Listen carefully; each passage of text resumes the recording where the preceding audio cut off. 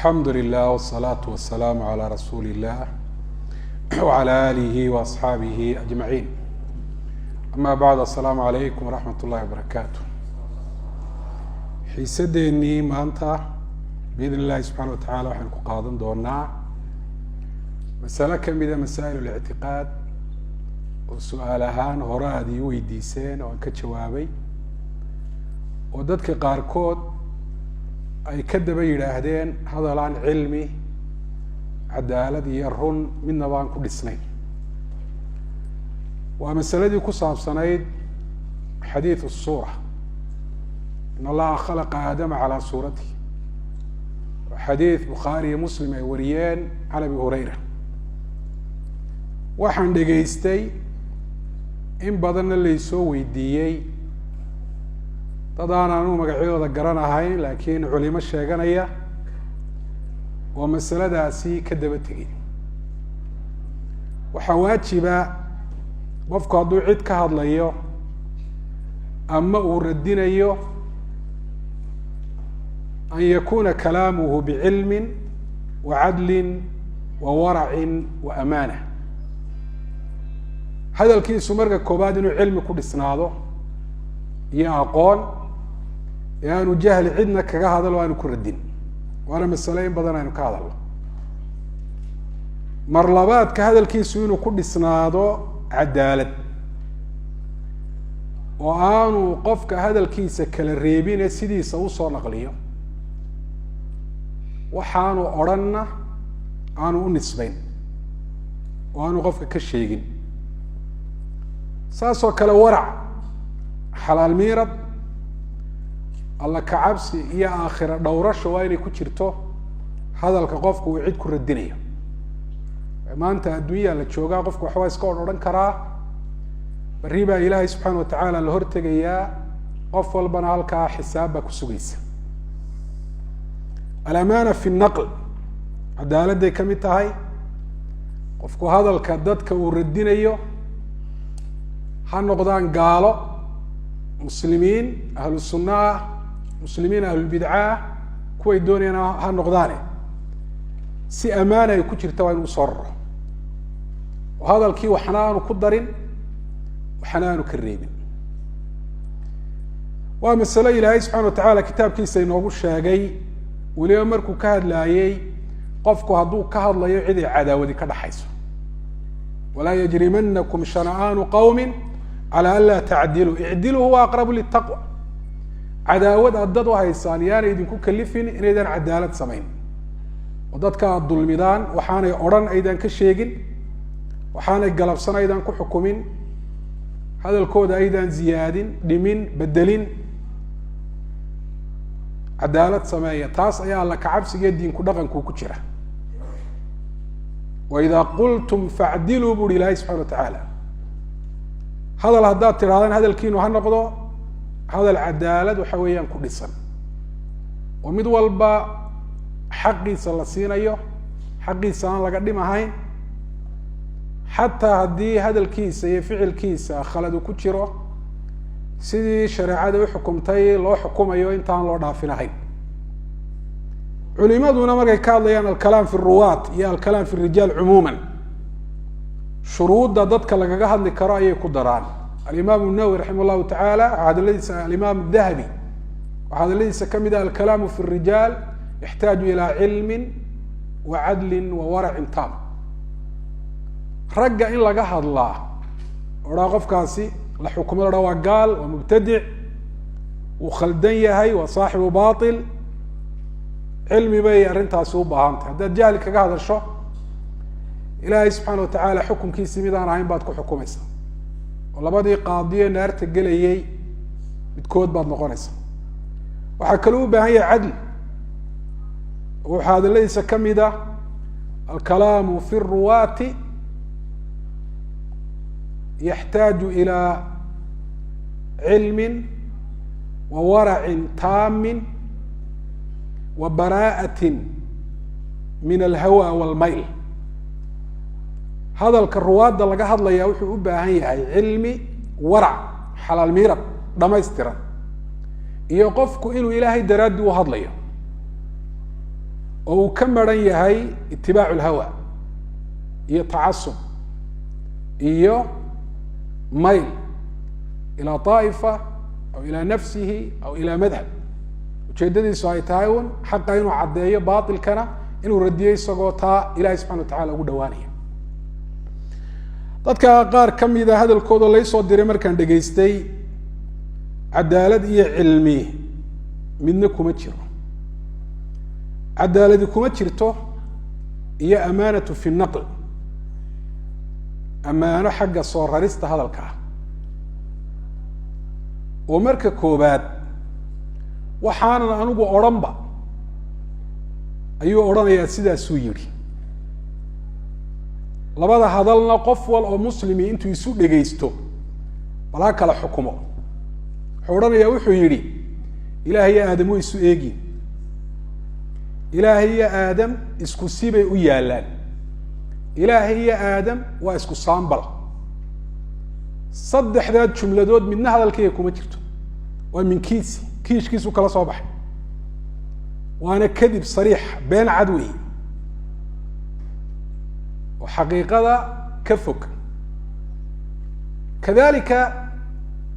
hadalkayga intii markaa beentiisa caddayn lahaydna uu ka jaray oo hadalkayga waxaa la socotay ilaahay weji buu leeyahay aadamna weji buu leeyahy ilaahay yadayn buu leeyahay aadamna yadayn buu leeyahy maxaa ka dambeeyey idinkaa dhegaysanaye hadalkina waa duuban yahi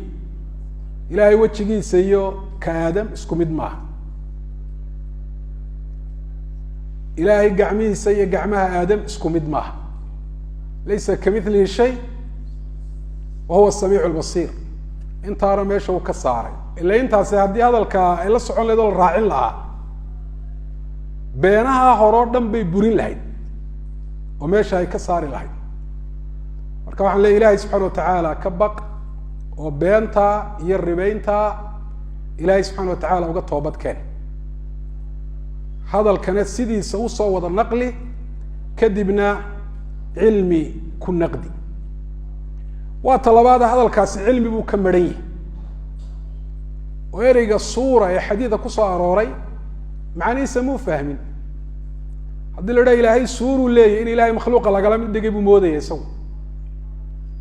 nabigaana calayhi salaatu wasalaam yidhi saynu sheegi doono xadiidkan oo qura maayo xadiid badan baa kusoo aroortay sifatu suura ilahay subxana wa tacaala in loo sugo saddexdii qarniye ummaddan u horreeyeyna sifada sidaa uu nebigu ugu sheegay bay uhaysteen oo ilahay ugu sugayeen waxaa kaloo ku jira wuxuu moodayaa haddii la idhaahdo aadam weji buu leey ilaahayna weji buu leeyahy in la yidhi ilaah iyo aadam waa isku mid waa isku saambal isku sibay u yaallaan waana shay gariiba taasi ilaahay isagaa kitaabkiisa inoogu sheegay inuu samiic yahay basiir yahay laysa kamilihi shay huwa samiic lbasiir soo hadalkii ilaahay maha isla markaa ilaahay isagaa inoo sheegay insaankuna inuu yahay samiic basiir ina khalaqna linsana min nuطfati amshaaji nabtaliih fajacalnaahu samiica basiira soo warkii ilah cad maha soo ilaahay muu odhan samiic baan ahay basiir baan ahay insaankuna waa samiic waana basiir taa macnaheed miyuu yahay ilaahay iyo insaanku waa isku saambal ama isku sibay u yaallaan ama waa isku mid mujarad haada in la yidhaahdo miyay taasi ka dhalanaysa ka dhalan mayso ilaahay subxana wa tacaala laba arrimood buu isu keen raaciyey inuu inoo sheegay sifaadka inuu leeyahay sifaadkaasi magaca iyo macnaha guud ee cidina aanay lahayne cidna aan loo idaafayn ha wadaagaan laakiin marka ilaahay loo idaafeeyo la dhaha ilahay baa samiica iyo marka insaanka loo idaafeeyo la dhaha insaanka waa samiic dee in badan baynu baranaye dee isku mid maaha o laysa samcu kasamc samcu samc oo kale maaha wakadalika albasar wakadalika alyad wakadalika alwajh wakadalika assuura oo ilahay laba arrimood buu inoo wada sheegay magacyada iyo sifaadka inuu leeyahy iyo arrinta labaad oo ah magacyadiisa iyo sifaadkiisu inaanay la mid ahayn kuwa makhluuqa walam yakun lahu kufuwan axad hal taclamu lahu samiya laysa kamidlihi shay wahuwa samiicu lbasiir falaa tajcaluu lilahi andaada wa antum taclamuun. lakiin mushkiladu waxay tahay kuwa jahmiyada ee mucailada ah, ashcariyo ha isku sheegaan ama magacyo kale, waxay u qaadanayaan haddii sifaatkii ilaahay kitaabkiisa uu ku sheegay ama nebigu uu xadiida saxiixa ku sheegay ilaahay loo idaafeeyo inuu ilaahay makhluuqa la mid noqonayo, oo warkii ilaahay bay ina qaadanayan ina ka tegayaan. laysa kamidlihi shay bay qaadanayan huwa samiicu lbasiirna way ka tegayaan. ahlu sunnana labadaba wada qaateen, waxay leeyihin ilaahay warkaa uu inoo sheegay oo ay magacyada uu leeyahy, sifaadka uu leeyahy, nebigu warkaa uu inoo sheegay sidiisu u sugay oo ilaahay magacyada iyo sifaadka waa leeyahy. isla markaana magacyadiisa iyo sifaadkiisu la mid maaha kuwa makhluuqa, waaba khaaliq siduu ula mid noqon karaa makhluuq. in sifaadka loo sugaana in makhluuqii lagala mid dhigayo maaha, oo sifaadkan ilaahay loo idaafeeye loo nisbeeyey iyo kuwa makhluuqa loo idaafeeye loo nisbeeyey, idaafadaasay ku kala baxayaanba. masalada koowaad waa taas. masalada labaad, sifatu suura, dad fara badan ay ku wareereen oo qaarkood xataa axaadiida nebiga ay beeniyeen oo ay yidhaahdeen xadiid jiraba maaha. dadka caamadana aad baan ugaga digaya waxaanay aqoon u lahayn inay ka hadlaan, waayo hadday ka hadlaan ilahay bay ku been abuurayan, nebigay ku been abuuranayaan. waa dembi weyn, wa an taquluu cala allahi ma laa taclamuun. sifatu suura, sifada suura waa sifo axaadiida nebiga calayhi salaatu wasalaam kusoo aroortay. oo xadiidkan abi hureyre aynu akrinay ee ay ka hadleen ee saxiixeynka ku jira, in allaha khalaqa aadama calaa suuratihi, xataa haddii la awilo oo damiirka loo celiyo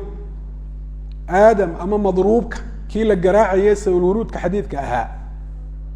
macnaheedu ma aha sifatu suura ilaahay inaanu lahayn.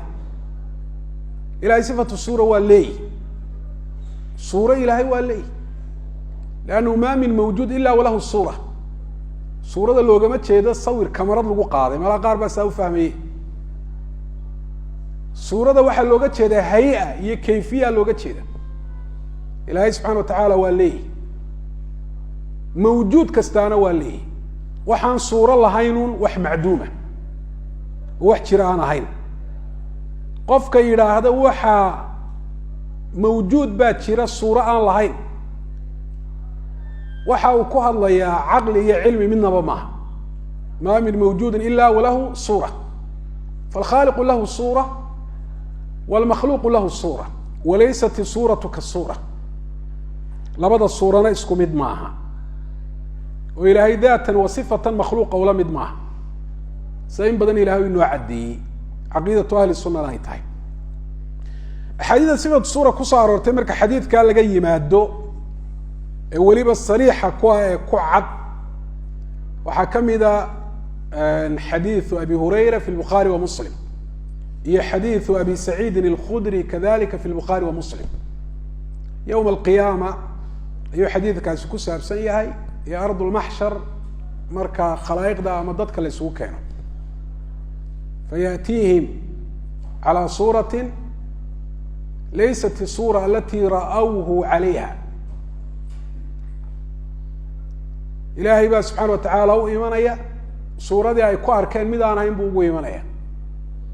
markaasay odhanaya halkan aanu joogeyn xataa yaأtiyana rabbuna, fayaأtiihim calى suuratiha alati yacrifuunaha. suuradiisii ay garanayeen buu ugu imanaya. fayaquluuna anta rabbuna, markaasay odhanaya adiga ayaa rabbigaya. xadiiثu abi hurayra fi bukhaari muslim iyo xadiiثu abi saciidin اlkhudri, labadaa xadiidba sidaas ayaa sifatu suura ay ugu cadday. waxaa kaloo kamid ah xadiiثu cabdillahi bn cabaas, imaamu axmed baa wariyey, wakadalika aلtirmidi. nabigu alayhi الsalaatu wasalaam wuxuu yihi ina rabbii ataani laylata fi axsani الsuura. rabbigay baa ii yimi caawa axsanu suura ayaanu igu yimi. uu fasiray raawiga wuxuu ihi axsibuhu fi lmanaam, waxaan umalayn inu ujeedo bimacnaa riyo, لكن فيه إثبات الصورة لله سبحانه وتعالى. وكذلك روايات كلا إن الله تجلى لي في أحسن الصورة، إلهي وحو سوكي موجيي صورة وقوة أكسن. هذا كلام النبي عليه الصلاة والسلام، وهذا الكنبي قفك أورانا يا إلهي سبحانه وتعالى الصورة ماله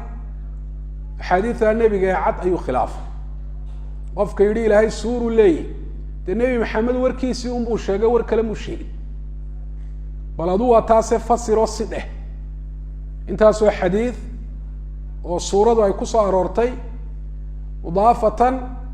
إلى الله تبارك وتعالى. أنا يوم القيامة هدي الله يقول قبصدوا لرادة محاول تري لله الصورة وإلهي والسيدة يقول هذا وحن لا يهي إلهي والنبي قاقي محمد ابن وصدر تيبا نوشيقي أن لك الصورة ليست كصورة المخلوق. أديق إلهي الصورة كان فينا يا مركز الله يقول هذا النبي محمد باكور شاقي أن لله صورة فلماذا نفيتها؟ هذا أنفذي هذا رندونت واحد رن إلهي وهدي عن صورة كوسو تشبيه التمثيل باكر لنا تشبيه التمثيل أنا كلا عريان صورة كان في وحلو أوران ميان كل شيء صفات كي وقوة مخلوقين لم يضعين ما حدا أدوق وقال لازم سين يساد وقال رتيب يساد وقال دلين يساد تمثيل التشبيه ما حدا وقال دلين يساد صدح ذي قرني ومدة كمدها مدة غيب تيدي وراءها حديث النبي الساسي وآخرين سيدو النبي يقول شاقي هذه الصورة لوجت شيء معنا كلا أما التأويل أي لا ضاي نبي هذا الكائن تكمل تشوشيا ردت كوا عدين لها صحابة دي تابعين تي أتباع التابعين صدح ذي قرنين النبي يقول خير الناس قرني ثم الذين يلونهم ثم الذين يلونهم حديث كاساسي كواخرين مركز جهمية يمادين بعد القرون الثلاثة المفضلة أي بلابين صفة الصورة حديثة كصار ورتي إني أنفيان إلهي سبحانه وتعالى كان أنفيان علماء أهل السنة هي وقت قاعد شوقينا جهمية وين رديين وحيكون رديين إن حديث النبي عليه الصلاة والسلام إثبات الصورة وكل شيء خلافين بيكون رديين قفك حديث الصورة أولنا ران حديث كأن الله خلق آدم على صورته وحورن شيرين وجهمي إمام أحمد رحمه الله تعالى معتقد كي صحيحة أرديدي سويري أيو كدري أن لله الصورة مركي الله شاقي نين ديدي حديث الصورة وحوري ذلك جهمي كسوى جهمي الإمام إسحاق بن إبراهيم ابن الراهوية صاحب الإمام أحمد الصقون وحوري حديث كامر وكاد لاي وحديث صحيح لا يدعه إلا مبتدع أو ضعيف الرأي وحديث صحيح بدعولاء أما فهم يروسي صحان فهم أيوم بحديث كاكتغا وحاو الشيء إلهي سبحانه وتعالى أديده بل عناوين كتب توده أي علماء السنة أي كدر الشريعة الإمام الآجري رحمه الله تعالى كتاب كيس الشريعة أبواب توقع وحكم ذا باب ما جاء من الإيمان بأن لله الصورة وكذلك الإمام ابن منده رحمه الله تعالى صورة دون صفات كلا يوم بلا متى وكريم ابن قتيبة كتاب كيس مختلف الحديث وحيري ليست الصورة بأعجب من الوجه واليدين الصورة كما الله يابضنا وجهك يدينك وقرآن كي حديث بالغ الشاقي لكن كواسي قرآن كي كسارنا كسار نقدين أفالفها الناس مركادات كوي لقب صدين لكن الصورة حديث بكتمية قرآن كسي صريحة وقوم إيمان تاسا كنت يدك غاركود إن الله يابان وكذلك الشيخ الإسلام ابن تيمية رحمه الله تعالى وحيره صورة الإله له إضافية حديثة كتمي صفaatka kale ayuun bay la mid tahay buuri oo sida صifaatkaa kale ilahay loogu sugaya loo sugaya maca nafyi الtamhiil والtakyiif iyadoon kayfiyad loo sheegahayn isla markaana suurada makhluuqa aan lagala mid dhigahayn kama hiya qaacidaة ahli الsunati fi bab الasmaaءi والصifaat xadiidka riwaayad baa fi suna ibn abi caasim ku timi riwaayaddaas waxay odhanaysaa in allaha khalaqa aadama calى suurati الraxmaan waxay riwaayaddaasi caddaysay damiirku cidduu unoqonaya inuu yahay ilaahay calى suurati الraxmaan ma cid kala raxmaan la idhahdo on ilahay subxana watacala aan ahayn falxadiidu adaafa suurata ilى الraxmaan waxba ha ku dagmin tadciifka ibnu khusayma iyo albani ay riwaayadda daciifiyeen faqad صaxaxaha man huwa aclamu minhuma bاlxadiid imaamu axmed ayaa saxiixiyey riwaayaddaas wakadalika isxaaq ibn rahawiya si hadalkiisa aynu akrinay wakadalika shaikh اlislaam abulcabaas wakadalika alimaam الdahabiyu raximah اllahu taعala suurana maxaa looga jeedaa waa haya iyo kayfiya wma min mawjuudi ila walahu hayat wa kayfiya ilahayna subxana watacala daatadiisa iyo sifaatkiisuba kayfiye waa leeyihi oo kayfiyada kamay anfiyin aimatu suna lakin waxay anfiyeen waa alcilmu bilkayfiya kayfiyadii baynaan garanayn waa maynaan arag wax la midoo looga qiyaas qaataana ma jiro kayfiyadana ilaahay inooma sheegin rasuulkuna alayh الsalaatu wasalaam inoomu sheegin walihada baa maxaadiirta afarta ah ee marka ilaahay sifaatka loo sugayo la yska ilaalinayo culimadu markay sheegayan waxay dhahdaan min gayri taxriifin walaa tacطiil wa min gayri takyiifin walaa tamhiil yaana kayfiyad loo sheegi maayo kayfiyaddu waa majhuula suri imaamu malik raximah llahu tacaala walkayfu majhuul ilaahay subxana watacala istawihiisu kayfiyad buu leeyahy istiwaaءu cala alcarsh lakin alkayfu majhuul kayfiyadu waa mid aynaan garanayn liannana lam nara allah walam nara mahiila lahu wax lamidii maba jiraba walam yaأtina khabru can illahi aw can rasuulihi fi dikri اlkayfiyati wa bayaaniha war xagga ilahay inooga yimi ama xagga rasuulka oo kayfiyada sheegisteeda iyo caddaynteeda ku saabsanna ma hayno masalada saddexaad waxay tahay hadalkaa ku saabsan waa masalada ihbaatu sifaat oo dadkaa waxaa kululeeyey ee ka xanaajiyey xataa inay been abuur sameeyaan iyo batri oo hadalkii ay kala jaraan oo sidiisa ay usoo wada warin waayaan waxa weya waxay ka xanaaqsan yihiin in ilaahay loo sugo sifaatka kusoo arooray kitaabka qur-aanka iyo axaadiida saxiixa ah marka laga reebo oo ashcariya kuwaasiye marka laga reebo 7 sifo oo ay yidhaahdeen caqligaa tusinaya oo sifaatulmacaani ay ku magacaabeen oo alxayaatu walcilmu walqudratu walsamcu walbasaru walkalaamu waliraada way sugayaan sifaatkaas waxaanay leeyihiin haddii la idhaahdo ilaahay waa samiic tashbiih maaha haddi la hah ilahay waa basiir tashbiih maaha waa mutakalim haddi la haha tashbiih maaha waa muriid haddi la haha tashbiih maaha waa xayun haddi la haha tashbiih maaha waa qadiir haddi la haha tashbiih maaha inta kale haddii ilaahay loo suganayo kitaabkiiyo sunnaha kuso arorteen waa tashbiih shacariyo sidaynu in badan duruusta ku sheegnay wa akharu nnaasi wa acdamuhum tanaaqudan oo sifaatka in isku meel la mariyay ahayd sifaatka kitaabka iyo sunnaha lagu sheegay ilaahay loo idaafeeyey oo ama dee qofku uu wada diido u idhaha tashbiih baa ka dhalanaya dhammaan waa in la wada diido ama uu dhammaan wada sugo maca nafyi tamhiil watashbiih tashbiih iyo tamhiilla isagoo meesha ka saaraya oo leh waa sifaat ilaahay u gaara oo ilaahay laa'iq ku ah oo munaasib ku ah oo khasaa'istiisa leh taasina waa dariiqada ay mareen ahlu sunna kulu man khalafa dariiqat الnabiy والصaxaaba wa sadra hadihi اlummana wuu tanaaquday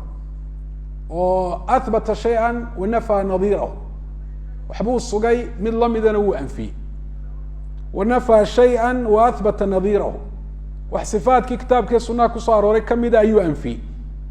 mid lamidana wuu sugay tafriiq saxa oo cilmi waxyi ku sugnaaday iyo mid caqli badqaba ku sugnaaday midnaba ma sheegi karo oo tashbiiha isagu sifaadka kale uu diidayo uu ka laazimsiinayo ee uu ka dhalinayo uu leeyahy hadii ilaahay weji loo sugo tashbiih baa ka dhalanaya yad haddii loo sugo tashbiih baa ka dhalanaya qadam haddii loo sugo tashbiih baa ka dhalanaya ayaa intuu sugay lafteedana kusoo arooraya oo muctaziliga ashcariga wuxuu ku leeyahy haddaad ilaahay xayaato usugto dee makhluuquna waa xayun oo xayaatu ku sifaysany marka waa tashbiih taasi wuxuu isagu iiraadka iyo ilzaamka kaga jawaabayo ayaa kiisana lagaga jawaabaya walaa mafar allahu min dalika taa meel uga caraana haba yaraatee ma jirto hadduu idhaahdo maya kuwan anigu aan sugay caqligaa sugaya inta kalena caqligaan sugahayn waxa la leeyahay caqligee cuquush dadku way kala duwantay ma caqligaagaa miisaana aniga caqligaygu sifo kasta oo kitaabki iyo xadiid saxiixa kusoo aroortay in ilaahay loo sugo ayuu ii sheegaya adigana caqligaagu wuxuu ku sheegay in ilaahay loo sugin marka ma caqligaaga caqligay ka wanaagsan hadday arrintu caqli tahay oo caqliga miisaan laga dhiganayo waxaa kaloo la leeyahay sifaadkaa diiday si ka xoog badan baa caqligu u tusinayaa qaar badan oo kamid a kuwaad sugtay siduu u tusinayo amhilada tusaalayaasheeduna hore ayay noo soo mareen caqiidadeennu waxay tahay intaa kitaabka ilaah iyo xadiidka nebiga ku taalla dhinacna u dhaafi mayno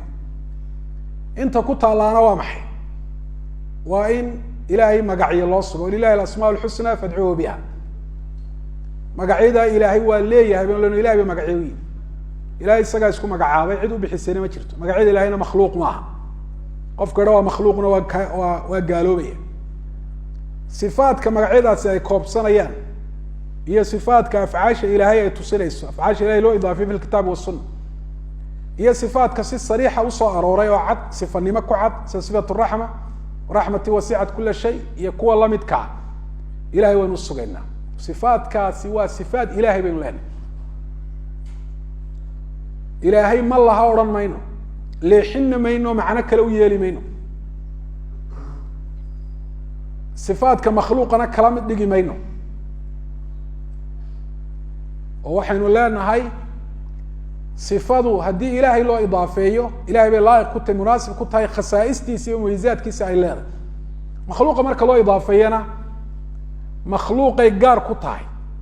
oo khasaaistii makhluuq iyo mumayzaadkiisa ayay leedahay ilahay baana inoo sheegay sifaatkiisu kuwa makhluuqa inaanay la mid ahayn wasifaatu tatamayazu bilidaafaat sifadu marba cidda loo idaafeeyo ayay ku gaar noqotaa oo waxyaaba uu la gaar yahay iyo waxyaaba isaga sooca ayay yeelataa o alkalaamu fi sifaat kalkalaami fi daat daatada ilahay ta makhluuqu si aanay isugu mid ahayn ayaa sifaatka ilahay iyo sifaatka makhluuquna aanay isugu mid ahayn bal xataa sifaatka makhluuqaadka ayaa iyagoo magaca wadaaga haddana sifadii marka makhluuqa loo idaafeeyana macno yeelanaysa xaqaa'iq iyo khasaais iyo mumayzaat bay yeelanaysa kaa marka loo idaafeeyana saas oo kale adiga haddii lagu idhaahdo adigu yad baad leedahay quraanjaduna yad bay leedahay macnaheeduma waxa weeyaan gacantaada iyo ta quraanjadu waa isku mid maya yadda adiga lagu idaafeeyena aday laayiq kugu taha munaasib ay kugu tahay ta quraanjo loo idaafeeyeyna quraanjadaasay laayiq ku taha munaasib ay ku tahay ku habboontay isku midna maaha oo waxaa lagu garanayaa taa bilxisi baa lagu garanaya marka in laba sifo isku magaca ama sifo in makhluuqa loo sugo khaaliqan loo suga tashbiih maasuu yihi imaamu axmed ihbaatu sifaat lilahi laysa tashbiiha tashbiih waa maxay wa an taqula lilahi yadun ka yaddi intaa dambaa hadalka tashbiih ka dhigaysa ilaahay yad buu leeyahay yaddaydoo kalea ama yadda makhluuq oo kalea taasaa tashbiih tashbiihuna waa kufri iyo gaalnimo inuu caqiida noo noqdona ilahay baan subxana watacaala aan ka magan gelayna. qaacidada ahlu sunnuhu oo ah sifaadka ilaahay loo idaafeeyey fi lqur'aani aw sunna dhammaan in la sugo oo adiladana daahirkeeda lagu socodsiiyaa waa qaacida saxda ee qur-aanka iyo sunnaha waafaqsan. ilaahay baa inoogu khabro inoogu warramay sifaadka inuu leeyahy. ilaahay cid daatadiisa iyo sifaadkiisa uga cilmi badani ma jirto, cid ka run badan ilaahayna ma jirto, cid hadala ka caddayna ogina ma jirto, cid addoomaha hanuunkooda ka doonis badanina ma jirto. markaasay suurtagal ku tahay ilaahay sifaad aanu lahayn oo sifa aanu ahayn inuu kitaabka inoogu sheego weliba inoogu soo celceliyo uhaa wayabqa wajhu rabbika, uu yidhaahdo bal yadaahu mabsuutataan lima khalaqtu biyadaya, oonu inoo caddayn daahirka aayaadkaasi inuu hayru muraad yahay, inaan loo jeedin ee macno kale loo jeedo oo macnihi kalena aanu inoo sheegin. laa yumkin dalik, wax suurtagala maa taas. nebi maxamed alayhi salaatu wasalaam ayaa sifaadka inoo sheegay oo dee qur'aankana isagaa lagu soo dejiyo ummadda u akriyay. in badan oo sifaadka ilaahay kamid in axaadiida nebiga alayh salatu wasalaam ayay kusoo arooreen. nebi maxamed cid ilaahay ka taqaana ma jirto, isagaa inoo sheego o yihi ana aclamukum wa akhshaakum lilah, ilahay anaa idinku aqaan, cid ka run badanina ma jirto. waa saadiq lmasduuq waladi jaa bisidqi wasadaqa bih. nebi maxamed cid ka hadalka caddayn og ma jirto, qof ka jeclaa o kaga dadaal badnaa ummaddiisu inay hanuuntana ma jiro. marka sifaadka ilaahay ee qur'aanka uu akrinayay ku yaala haddaanu ilaahay lahayn oo sida hadalka laga fahmayo si aan ahayn loo jeedo, maalinuu nebigu muxuu caddayn waayo u odhan waar ilaahay yad male ha ku dagmina aayadahaas, ilaahay weji male ha ku dagmina, sifaturaxma ilaahay kuma sifaysana, maxaba kuma sifaysana, ixsaan kuma sifaysana. muxuu odhan waaya nebi maxamed alayh isalaatu wasalaam? sagiir iyo kabiir, rag iyo dumar, reer mi iyo reer magaal, culimo iyo caamo, sidaasuu nebigu alayhi salatu salaam aayaadka iyo axaadiidta sifaadka ugu akriyay. suurtagal ma idinla tahay iyadoo sifaadka aanu ilaahay lahayn oo aayaadka iyo axaadiidta macno kaloo qarsoon looga jeedo inuu nebigu saasun ku akriyi lahaa oo ummadda maalinna aan u caddeeyeen? suurtagal maaha. hadday tahay suurtageleed macnaheedu wuxuu noqon lahaa nebiga dee cilmi baa ka dhiman, ama run baa ka dhiman, ama bayaanka iyo caddaynta agga hadalka caddayntiisa iyo fasiristiisa ka dhiman, ama dadkaanu hanuun la doonahayna uu doonaya inay lumaan. sifaadkaana nebi maxamed alayh isalaatu wasalaam, sifaadkaa xunxunna nebi maxamed ma lahayn. cilmi iyo run iyo caddayn iyo iraadat nusx, ummadda inuu khayr iyo wanaag iyo hanuun la doonayay, intaba nebi maxamed waa ku sifaysnaa. ilahay baana subxana watacaala uga markhaati kacay. waxaa qura laynoo raaciyey sifaadka in ilaahay loo idaafeeyey waa maxay? waa in laynoo sheegay kuwa makhluuqa inaan la mid ahayn. halkaasaan anigu fadhiyaa, waa halkuu fadhiyey nebi maxamed, waa halkay saxaabadu fadhiyeen, waa halkay taabiciintu fadhiyeen, waa halkay atbaacu taabiciin fadhiyeen. bal wax khilaafsan aduu ka keen.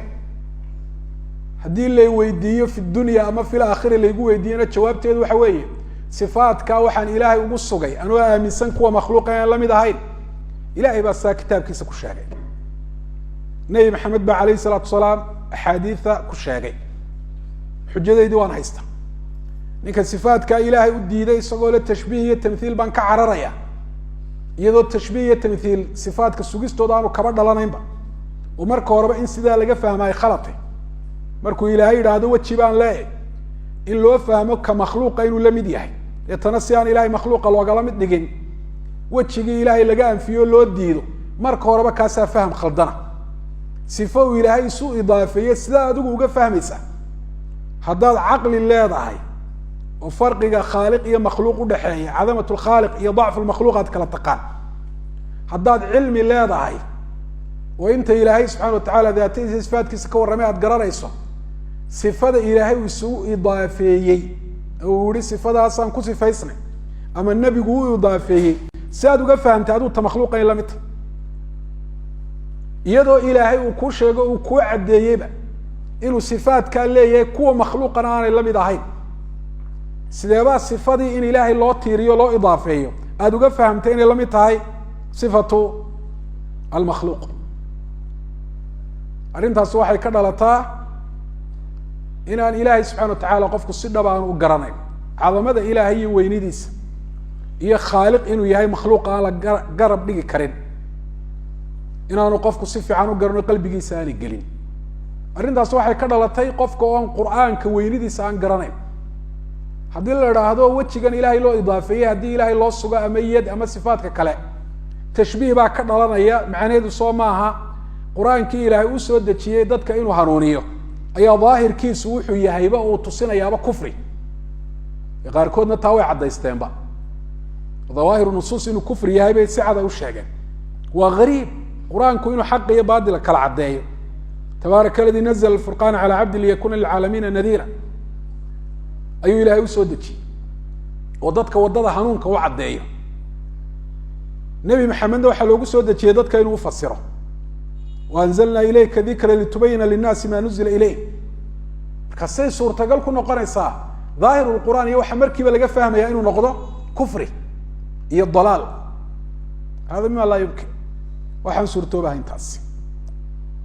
marka wadaadka iyo kuwa lamidka waxaan leeyahay bal caqiidadiina aad ka aaminsantihiin sifaadka ilahay bal dadka u caddeeya. caqiida annagu aanu ka aaminsannahay waa taas,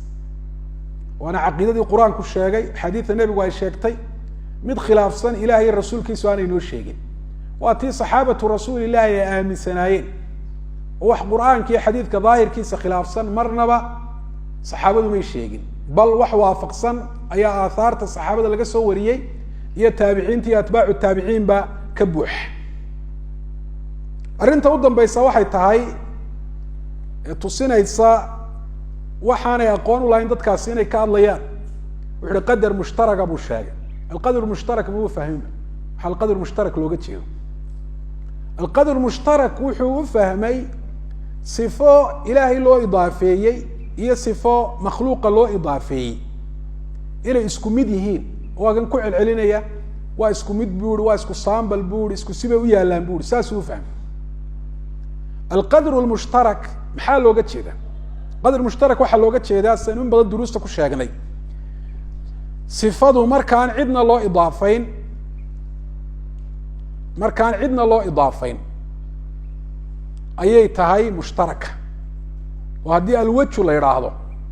magacaasi wuxuu ku dhacayaa weji kaste, ila cidna looma idaafeyne.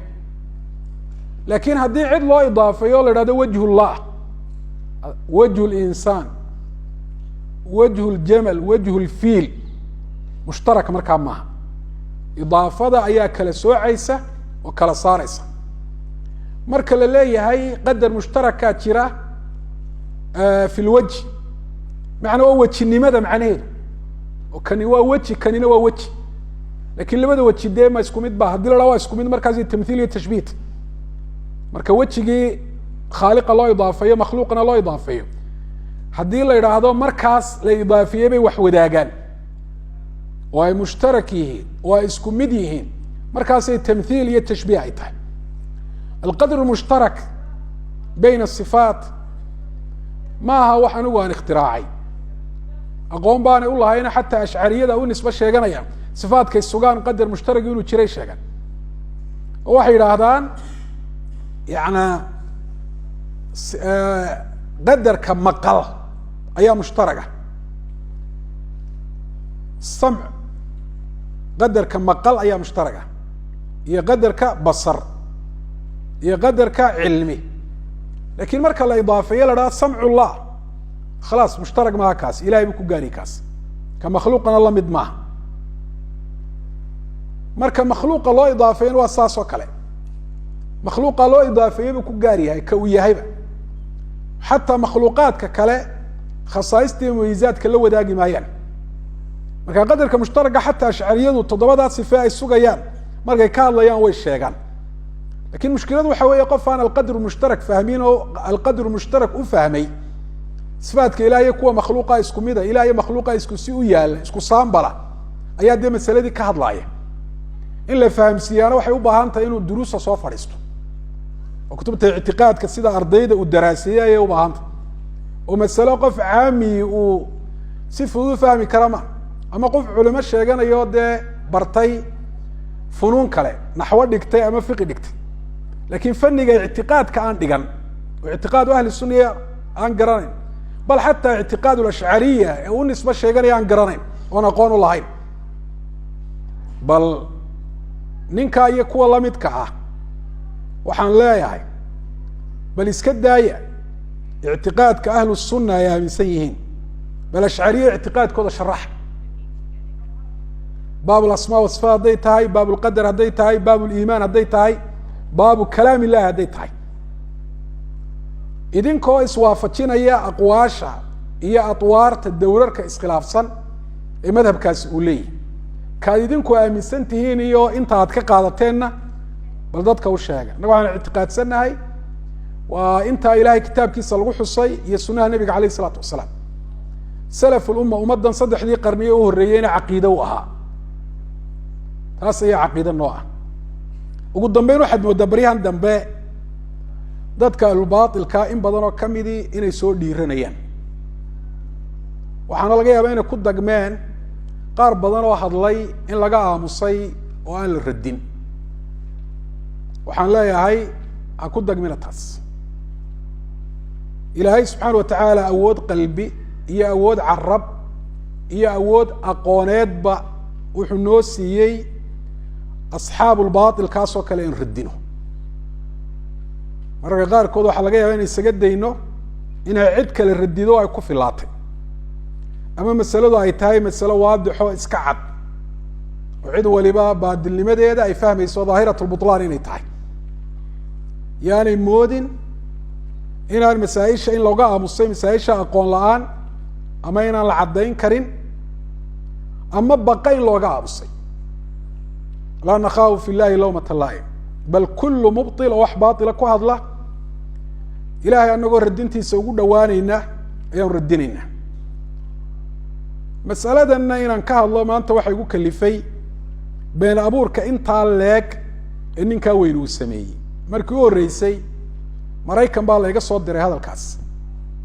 markaan dhegaystay waxaan xusuustay hadal aan ka maqlay sheekh nuur cali jaamac uu yihi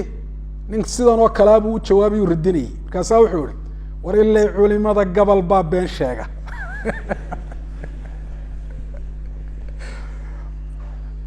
hadduu leeyahy been ma sheeginna bal hadalkayga halka ay kaga jirto ay kaga caddahay ilaahay iyo aadam baa isku mid ah isku saambala tii saddexaadna maxay ahayd ya isku si u yaalla bal ha ka soo saara waa kaas dadkuna bal ha dhegaystaan ha ka soo saaraan hadalkayga cagsigiisii wayaan taas oo hadalkaygu muxuu ahaa ilahi subxana watacaala weji buu leeyahay aadamna weji buu leeyahay dee aadam weji inuu leeyahay waa la yaqaanaa awlaaddiidu sidan ay weji u leeyihin bu isna weji u lahaa nusuustana waa kusoo aroortay ilaahayna weji buu leeyahay siduu inoo sheegay dee labada wejina isku mid maaha oo ilahay baa hi laysa kamidlihi shay maxaad intaa uga reebaysa laysa kamidlihi shay wa samiic lbasiir isku mid maaha ada maxaad uga reebaysa oo hadalka aad u batrinaysa aad u kala jaraysa waxaan filaya intaasi inay ku filan tahay haddii mar dambe mas'alada ay ka hadlaan oo baatil ay kaga hadlaana laa naskutu kama aamusayno xataa yanqaicuu ilaa ay afxidhmayaan wain cudtum cudna wallahu aclam sal alla ala nabiyina maxamed